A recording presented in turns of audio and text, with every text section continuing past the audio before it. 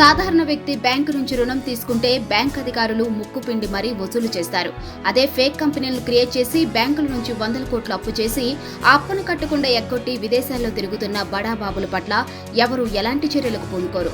ఇప్పుడు అదంతా ఎందుకంటే ఒకప్పుడు సుజనా గ్రూప్స్ పేర్లు మారిమోగిపోయాయి. ఎన్నో కంపెనీలను ప్రారంభించిన ఆయన ఒకానొక సమయంలో మంత్రిగా ఉండి పెద్ద ఎత్తున బ్యాంకుల నుంచి రుణాలు తీసుకున్నారు. ఆ తర్వాత ఆ కంపెనీలను ఎత్తేసి బ్యాంకులకు అప్పు ఎగ్గొట్టారు. అలాంటి సుజనా చౌదరికి బీజేపీ తాజాగా ఎమ్మెల్యే టికెట్ ఇవ్వడం పట్ల పలువురు సందేహాలు వ్యక్తం చేస్తున్నారు. ఆయన డొల్లా కంపెనీలను సృష్టించి వారి ద్వారా అప్పులు సేకరించి పెద్ద ఎత్తున అవినీతికి పాల్పడ్డారని తెలుస్తుంది.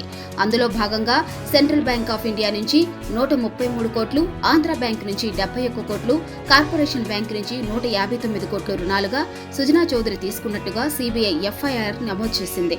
కంపెనీ 4 డైరెక్టర్లపైన సుజనా చౌదరి పైన అధికారులు కేసులు నమోదు చేశారు. ఆయనపై సీబీఐ కేసు నమోదు చేసిన అనంతరం ఈడీ కూడా సోదాలు నిర్వహించింది. సోదాల్లో సుజనా గ్రూప్ కంపెనీలు 5,700 కోట్లకు పైగా బ్యాంకులను మోసం చేసినట్టు తెలిపింది దర్యాప్తు సంస్థ.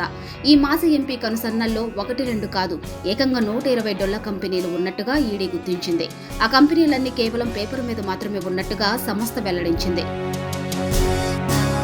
ఇలా పెద్ద ఎత్తున బ్యాంకులను మోసం చేసి దేశానికి ఆర్థికంగా వెన్నుపోటు పొడిచిన వ్యక్తికి బీజేపీ ఏకంగా ఎమ్మెల్యే టికెట్ ఇచ్చింది. బీజేపీ వాలకం చూస్తుండే దొంగ చేతికే తాళాలు ఇచ్చి దొంగతనాన్ని ప్రోత్సహించినట్లు ఉందంటూ పలువురు సుజనా చౌదరికి టికెట్ ఇవ్వడం పట్ల ఘాటుగా విమర్శలు కురిపిస్తున్నారు. ఇలా బ్యాంకులకు పెద్ద ఎత్తున కన్నం వేసిన ఈయనకు టికెట్ ఇవ్వడం వెనుక కమలనాథుల వ్యూహం ఏంటి అనేది తెలియాల్సి ఉంది.